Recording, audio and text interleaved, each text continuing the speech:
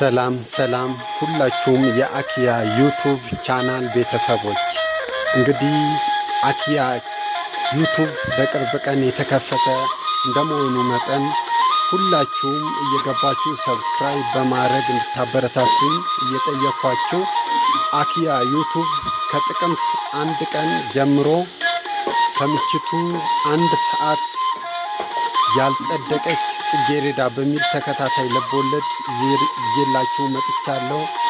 እንግዲህ ጉድለቴንም በኮሜንት ላይ እያሳያችሁኝ አብረን ቤተሰብ ሆነን እንደምንቀጥል ባለሙሉ ተስፋ ነኝ።